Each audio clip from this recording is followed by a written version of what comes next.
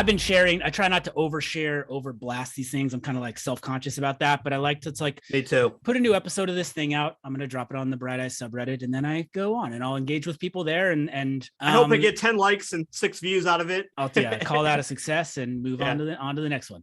But like, it is fun to engage with people there if people talk about it. And you asked a very benign and innocent question, which is, are you going to do episodes about the EPs and all the various other stuff? Because there's a lot of it. And it's like, when I went about thinking about making this, it's like necessary stuff. And it's like, and it's not only EPs and singles and stuff. It's like solo Conor Oberst records and Disaparecidos records. And where do you draw the line? Yeah. What do you do? And so it just sort of in my mind was like, just draw the simple line, just do the albums, just go. But what I also said was I have like a kind of like a little extra list of like, at some point I'll do an episode about the intro tracks of all of them and some other things like that. So it's like, I had allowed the gray area for some like shorter episodes between them. And as I went about talking to you on there, it's like, this is like my own inner monologue. Like you can't just ignore these, you know, especially these particular ones, because this is so in tune to Conor's journey with mental health and the audience's connection with that. That's why I push so hard. If it was the later EPs, I might have not said anything, but I appreciate you. I mean, you didn't even pitch it as like, let me come talk about this. It just was it just was like, please, well, you talk about it, please. Well, shit, we should probably talk about this. And one thing I love, like I do communications for like a marine science organization, and I'm not a scientist. And there was a period where I tried to like pretend to be as scientifically smart as scientists in the rooms I was in. It was miserable. And then I liberated myself from like, wait, those people don't know how to talk about the work they're doing.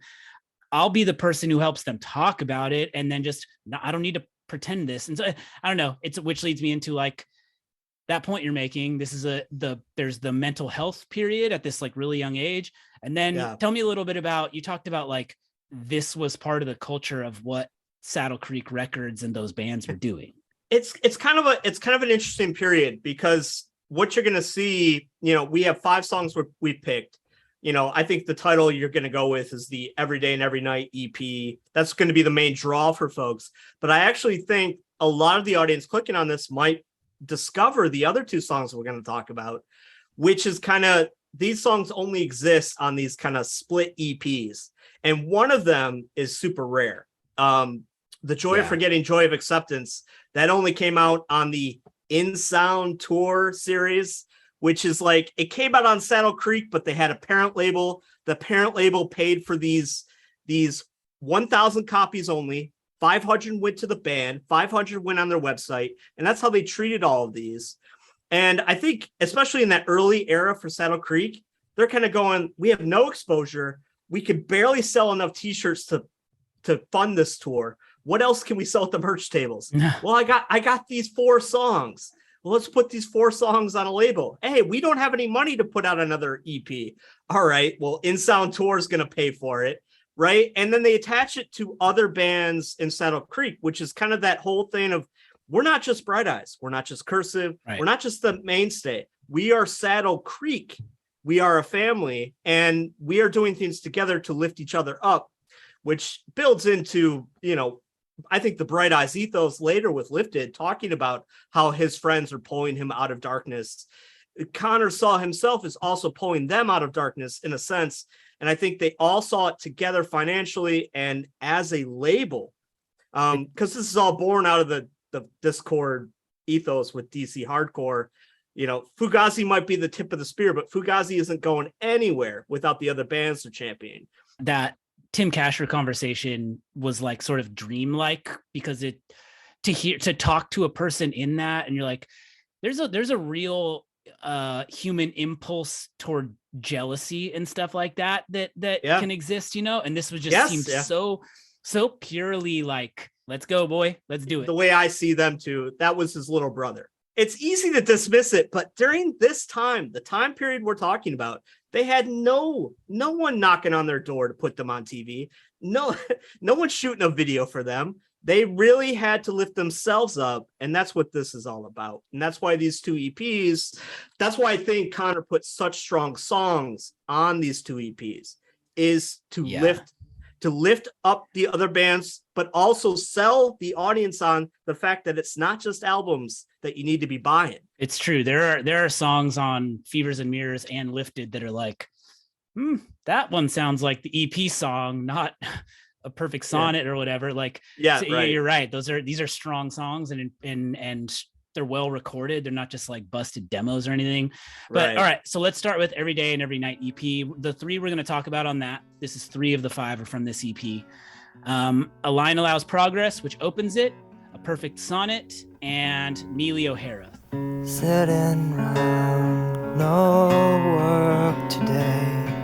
Try pacing to keep awake.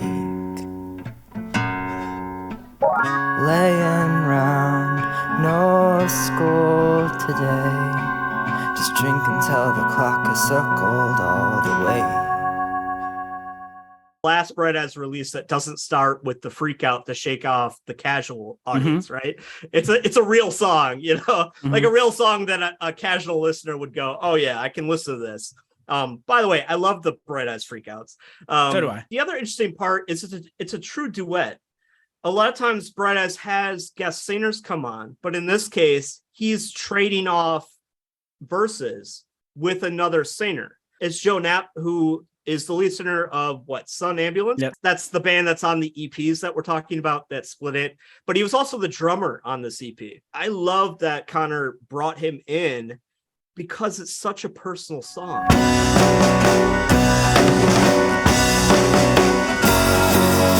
Late afternoon, as you walk through the rooms of a house that is quiet, except for unanswered telephones. You stand near the sink, you're mixing a drink. You think you don't wanna pass out, where your roommates will find you again. Stumble around the neighborhood, nothing to do.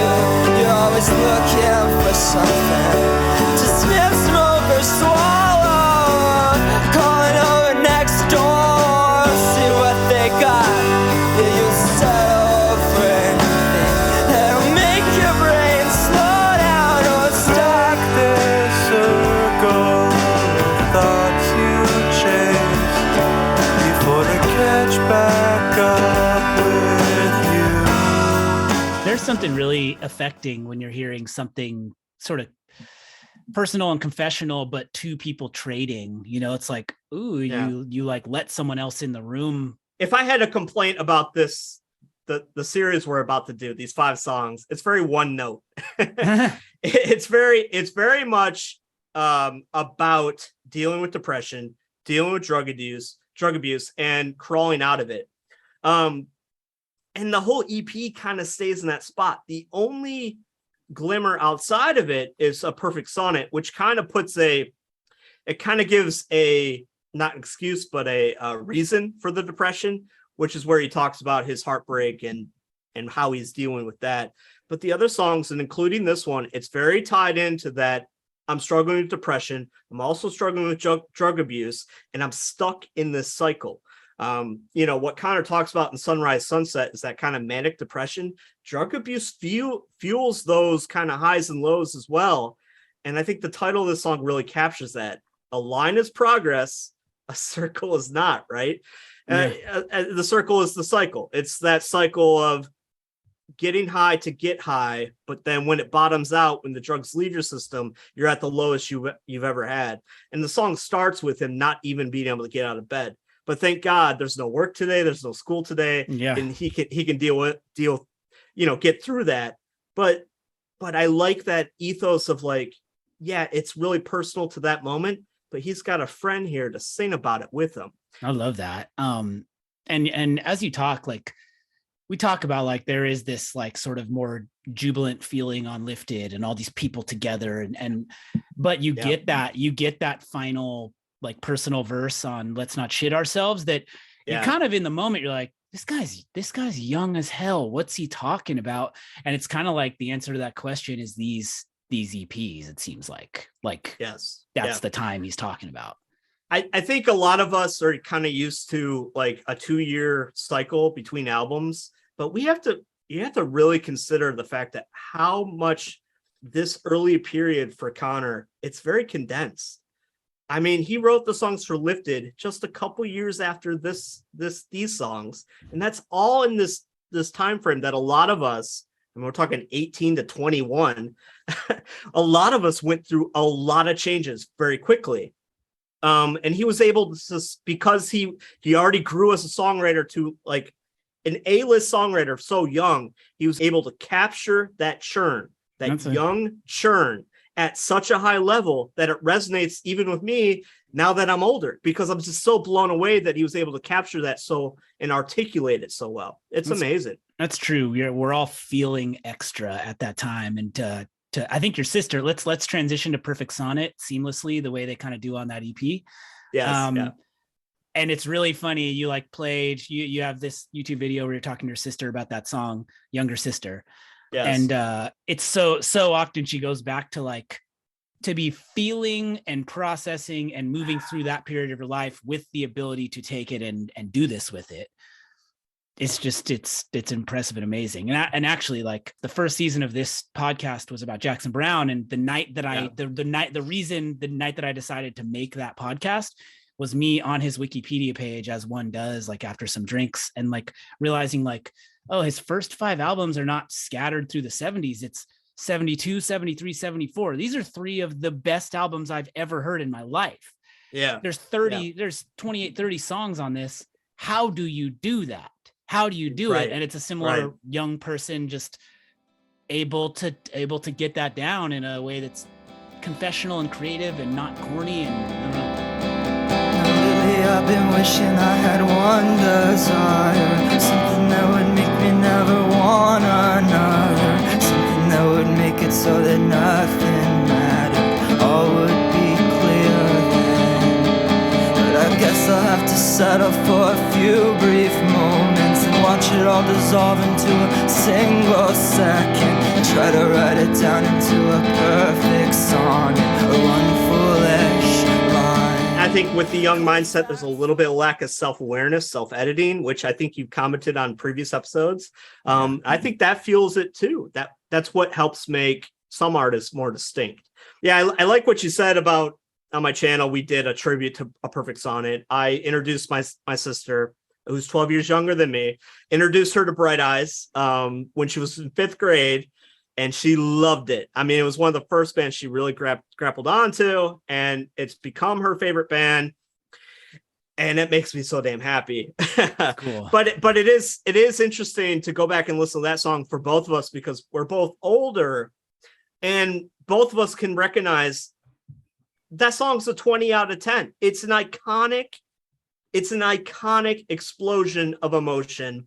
Even though we both grew out of that feeling, because it's so wrapped into kind of a more inexperienced mind. I think you and Ian Cohen talked a little bit about, and I related to both of you. How did you find Bright Eyes? Well, this girl that I was into, that I was friend zone, kind of gave me like, yeah. I almost have the exact same experience. Not quite the same thing, but that was definitely the mindset I was in. That is the perfect song for that, for the way you feel in that moment.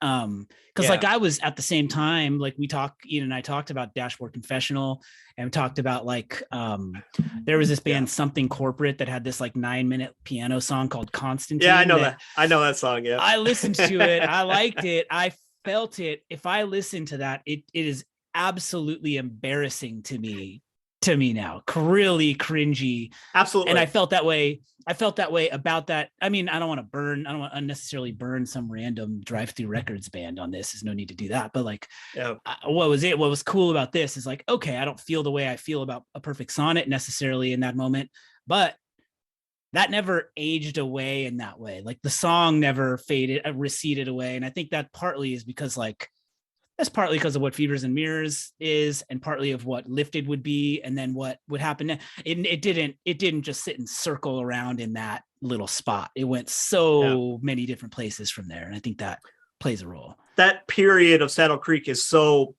undocumented.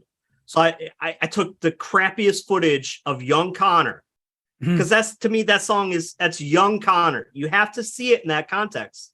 You know, I talked to like some older friends who come into Bright Eyes with I'm wide awake, it's morning.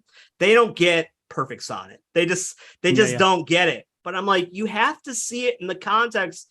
It's a young kid. Singing, I believe that lovers should be chained together, turning to a fire with the salt and letters, left there to burn in their arrogance. But as for me, I'm coming to my final failure. Kill myself with changes, trying to make things better, ended up becoming something other than what I had planned to be. Alright!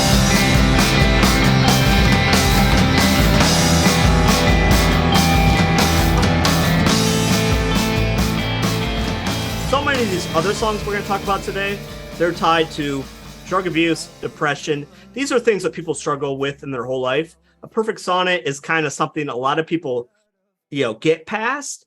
But I do want to point out, like, if you see it in the right context, it can still be as powerful.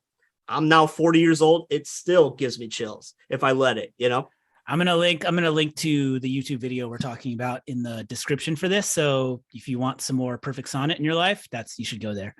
Yep. Neely O'Hara is one that I'm really interested in talking about, because I know this EP. I've listened to this EP plenty, and I've been to Bright Eyes shows twice, both on Casadega tour, which is weird, but I saw them in Casadega tour too. That was my first time seeing them. Yep. I'm watching because I've joined that subreddit and stuff, and I've started making this. So I've kind of paid attention in a way that I hadn't paid attention prior. This song is like on set lists a lot. It's sometimes a finale or encore.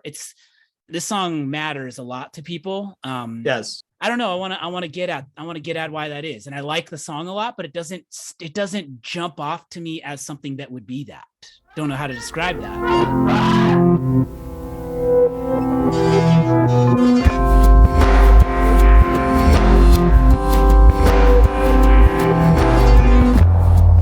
In the morning when you throw up water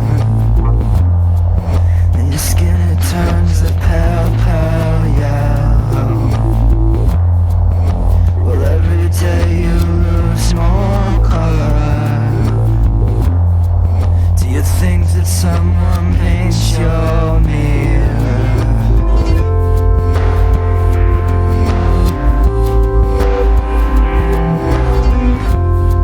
Do you think that someone paints your mirror? It's Radiohead Kid A, Amnesia.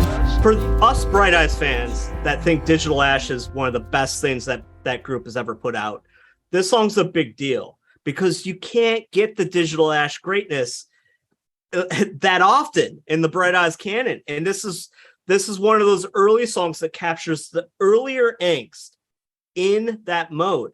I mean, if you think about the musical backdrop of it, it sounds like Spinning Plates. Yeah. Spinning Plates from Radiohead. Years before Radiohead went down that journey and was rewarded so heavily, in the pitchfork circles as well. I think a lot of people struggling with those feelings, struggling with depression, struggling with drug abuse, they feel very isolated. And oftentimes they reach out to literary characters to connect with.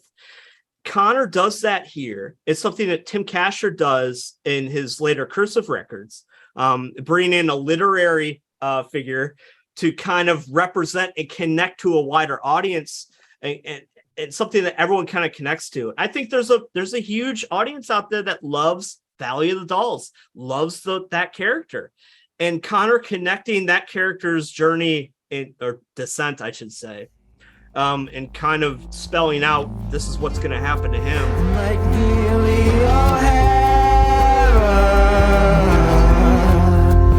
you swallow your sleep,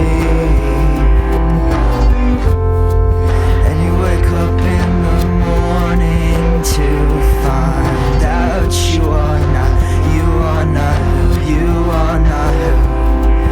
used to be.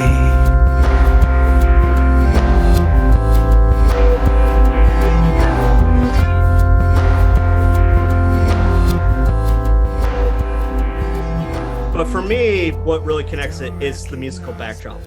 It is that side of Bright Eyes that I think they've lost a little bit in their later albums. I still love their later albums, so I'm not a hater. Believe me, I love them. But I love that side of Bright Eyes, that kind of glitchy electronica, homemade electronica side of them. I love that, and I worship Mike Bogus for that kind of stuff. I think Digital Ash is that's a big reason why I think it's one of their best albums. It seems like when this song really popped off, like in terms of live YouTube videos, is that Digital Ash tour with I think like the Faint guys and stuff.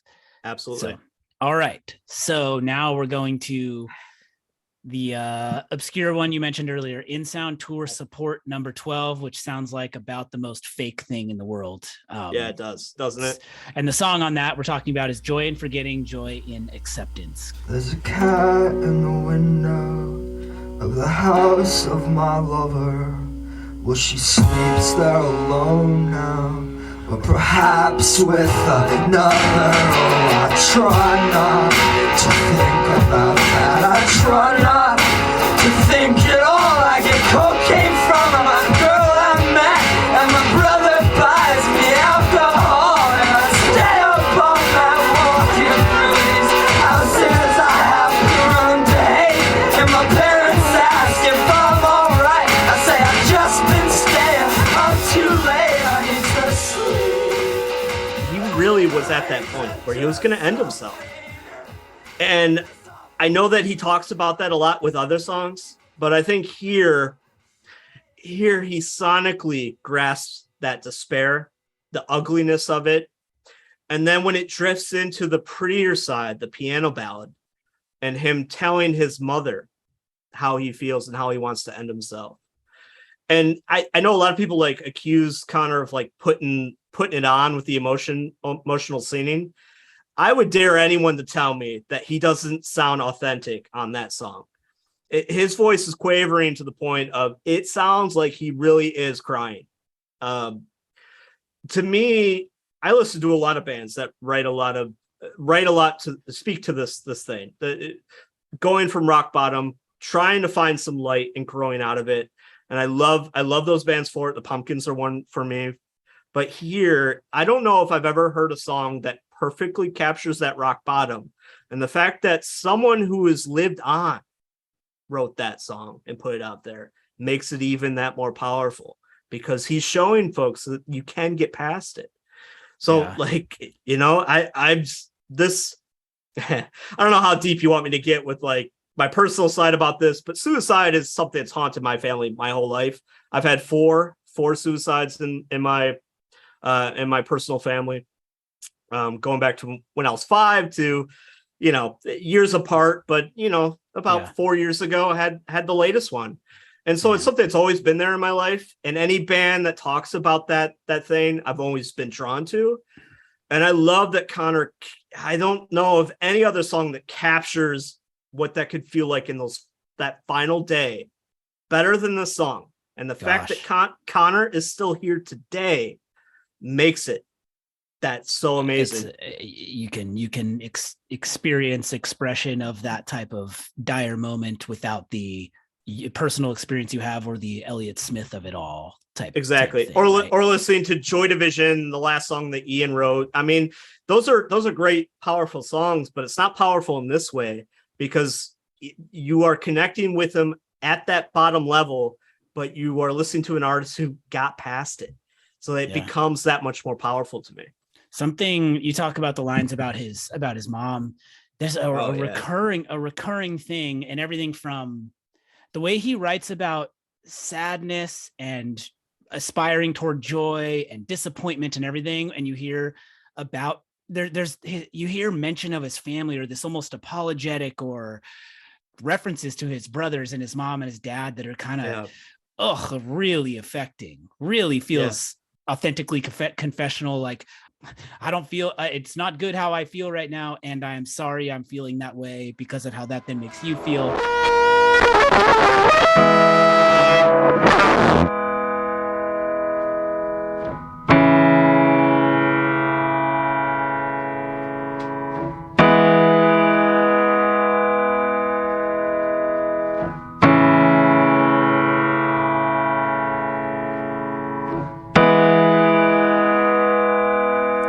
So you say there are spaces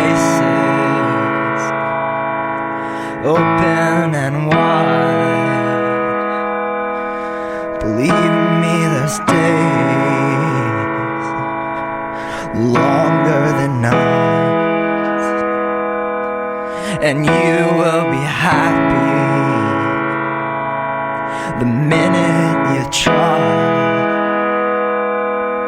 but you don't try. No, you don't try. And you speak of a fever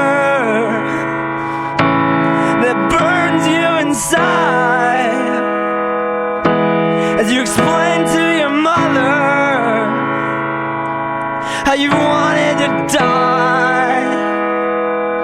So she kisses your fingers, says, my darling, but why? When there's so much more, there's so much more. Do you know there are spaces open and wide? Oh, believe me, there's days longer than nights, and you will be happy if only you try. Oh, won't you try? Oh, won't you try?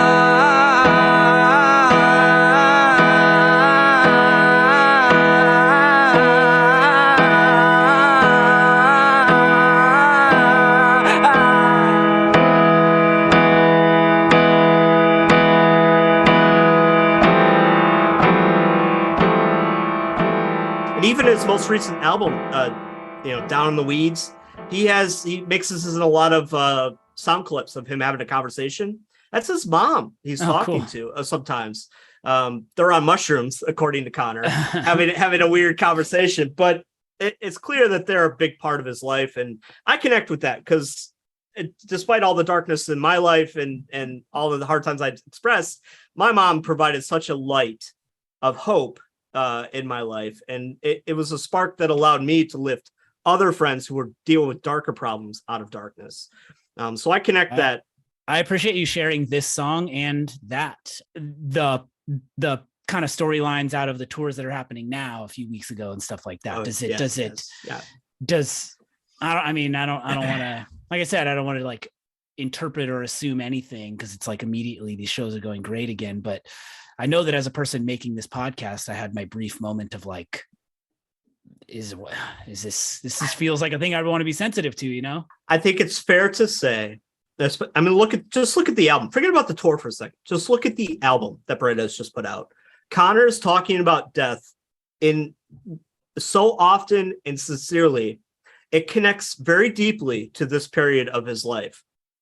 Half of the songs on Down the Weeds, he's talking about his own death. Things got really bad for him in the last couple of years. And I know you want to be sensitive to it because it's happening currently. Yeah. But you have, when you get to that album, I hope you do point that out just a little bit. Oh, yeah, yeah. So much of this is dealing with mortality, and he hasn't gotten that space for many years, and it connects to this era. The songs and the music and everything like that, I intend to go all the way on that. Just in I don't want to like interpret news stories and stuff like that. That's all I hear you. I hear you. All right, let's bounce to what we got next, which is Oh Holy Fools, Sun Ambulance split EP, and the song here is No Lies, Just Love. And I think this isn't my commentary. I think you said it, but this really, like, you watch this thing bend right out of this rough period. Rough is like, is trivializing the word actually, but like into something more either happy or aspirationally happy, you know, and celebratory and everything. And it was kind of this is a very, very, very confessional song, you know. This is this is a diary entry, you know. Absolutely. It so directly feels like someone's line by line diary. It reminded me of this conversation I had with the writer Stephen Hayden was talking about like differentiating Jackson Browne from like the Bob Dylans and the Neil Youngs, who are these kind of like tap a moment abstractly and create a feeling. And it's Yes. And he was saying like, I don't see Jackson Browne as that way. I see him as like a diarist. And I was like, Yes, okay, I do see him as he is a diarist. Yeah. This is like, these are stories of him, you know, and it is that. And I think that's true of Conor Oberst. It's probably something that attracts me to both of them. It was in the March of the winter, I turned 17, that I bought those pills I thought I would need. And I wrote a letter to my family, said it's not your fault, been good to me. It's just lately I've been feeling like I don't belong, like the ground's not mine to walk upon.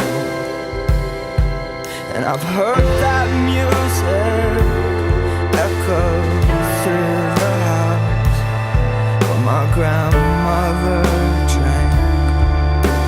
by herself. And I sat watching a flower as it was withering. I was embarrassed by its honesty, so I prefer to be remembered as a smiling face, not this fucking wreck that's taken. It connects to the song we just talked about because it's a bit of a piano ballad. So like listening to those songs back to back, I encourage everyone to do that because I see those, it's a sequel. It's a sequel to that previous song we talked about. And he spends the first half recapping that period of his life, talking about how he was ready to die. He wrote a note. He didn't want to wither away and be seen as the fucking wreck, quote, fucking wreck that he is. He wants to be remembered for the smiling face that he was when he was younger.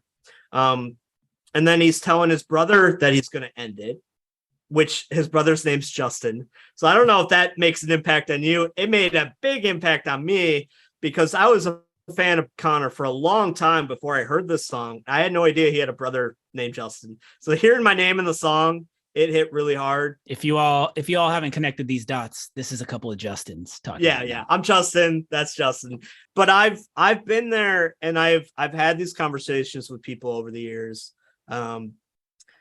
trying to get them to not end themselves. I've been in that spot. I have never said this to them, but I will say this because this is a brother talking to a brother. If my sister came to me and told me that she wanted to end herself, I think I would say the exact same thing what his brother says to Conor in this song. Of course, it's your decision. But just so you know, if you were to do that, I will quickly follow. But spring came bearing sunlight, those persuasive rays. So I gave myself a few more days. But my salvation, it came quite suddenly when Justin spoke very plainly. He said, now of course it's your decision, but just so you know, if you decide to leave, soon I will follow.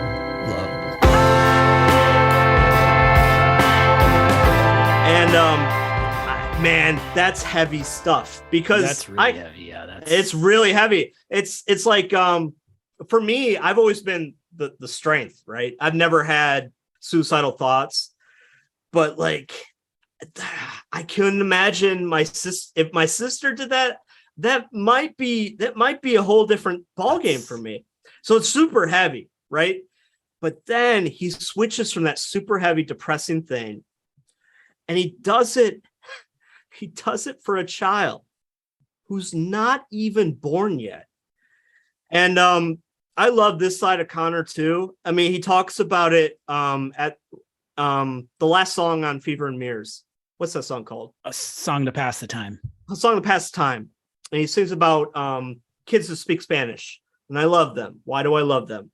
This whole thing of just Conor just loving little kids, it kind of runs through, and it builds up to, you know, True Blue, which I mentioned is the sequel to this song, the trilogy of this song. And I'll tell you why in a second. He decides to live, not for his own kids, because he's still not convinced yet that he'll have his own kids, but for the unborn child of his brother. I wrote this for a baby who has yet to be born. My brother's first child.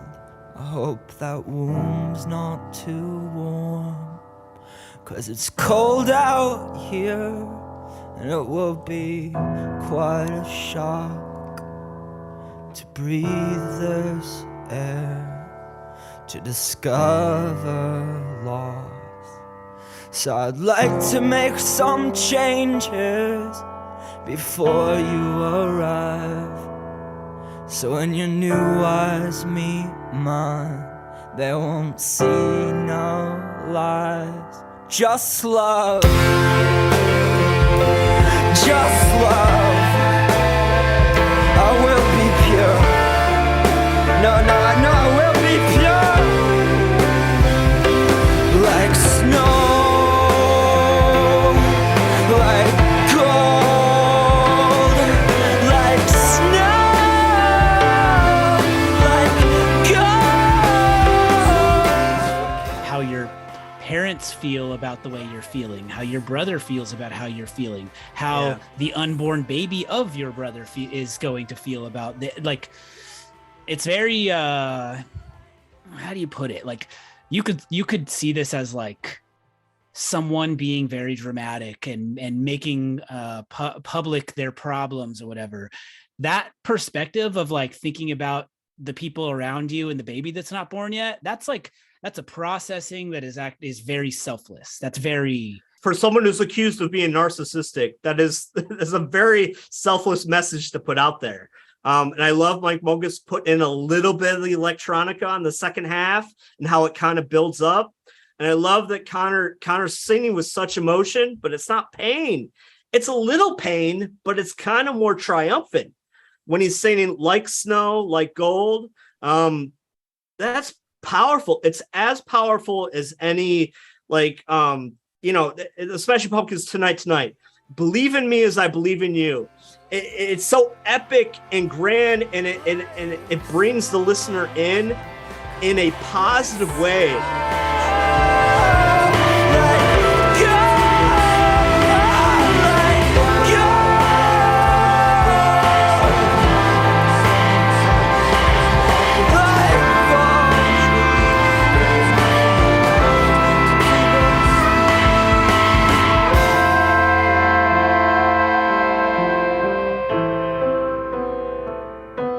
I guarantee that Conor has saved people's lives. I would bet this song is one of those that did it for a lot of people. And I will love any artist who could pull that off. Well, thank you for the tour of these songs. I will say straight up, I've heard the Every Day and Every Night EP songs plenty. Had not heard Joy and Forgetting, Joy and Acceptance at all, and had only minimally heard No Lies, Just Love. So yes, and it's the perfect transition from the Fever and Mirrors to Lifted, which is, I mean, that album's got Bowl of Oranges, which is one of the most optimistic songs I've ever heard. I love it. Life affirming, that song. It's one of my favorite songs. The sound of pure happiness. It's very... Absolutely. So in what way is True Blue the third part of the trilogy for that? If you are enjoying this series, rate it, review it, share it with a friend. Go to patreon.com/afterthedeluge to support the creation of the show. And if you want some extra cool stuff. True Blue is the song that he wrote for that unborn child that he sang about in No Lies, Just Love. That child was born eventually. Conor met that child, asked him, I'm going to write a song for you. What do you want me to write about? Well, my favorite color is blue. So he wrote True Blue for that kid. Sweet. That he wrote about saving his life when he was young. And then later, you can see it on YouTube. There's a couple clips of Conor singing True Blue to a bunch of kids in the audience. Amazing. Love that. Amazing. Well, thank you for bringing all of this to this show. It's a good addition. It's I feel I can, with a clear conscience, move on and go celebrate Lifted with the rest of Bright Eyes. Please do. It's my favorite record by them. I have a great time. Mine too. Yes. All right. So tell us what you do on the Deep Dive YouTube channel. I have a normal job. So part-time, I have a YouTube channel called The Deep Dive. Typically speaking, I'm the main host. I have some co-hosts. My sister's one of them. My best friend's another one. And we do deep dives. We've done Bright Eyes. I've done 2 Cursive. Cursive is one of my favorite bands as well. Introducing my baby sister to Cursive these past couple of years. But it's really getting to the context behind these songs. And usually I'm introducing it to my co-hosts. They're reacting for the first time. I'm giving the context, much like I did here. Yeah. You're doing top 50 Smashing Pumpkins. Is that working in a way that's... Do you have that top 50 already in your mind and you're revealing them one by one, or do we know what? I mapped it out 3 years ago. I'm not revealing it. We're going chronologically through the albums, much like you're doing on your channel. So we're about at the halfway point. We're second disc of Melancholy. We got Adore, Machina to do. So yeah, we're only at the halfway point, which should tell you I love the whole thing. Yeah, there's a special place in the world for people who love the full Smashing Pumpkins discography. Yes, sir. Absolutely. I probably could stand to be persuaded more because I didn't keep going. I had a roommate that same year when I was in college listening to Lifted and stuff that was big Smashing Pumpkins and big Adore and Machina and yeah. I don't know if I would have got to Lovin' Bright Eyes if I hadn't loved In the Arms of Sleep by the Smashing Pumpkins so intensely when I was a young man. So I'll throw that out as re-listen to that. I think you'll see what I mean. I'm going directly to it right after this. All right. Well, thank you so much for joining. And so people can find that YouTube channel if you in YouTube look up The Deep Dive Smashing Pumpkins, you'll find me right away. Thank you so much for inviting me. This has been fun. And this feeling always used to pass. Seems like it's every day. Seems like it's every night now.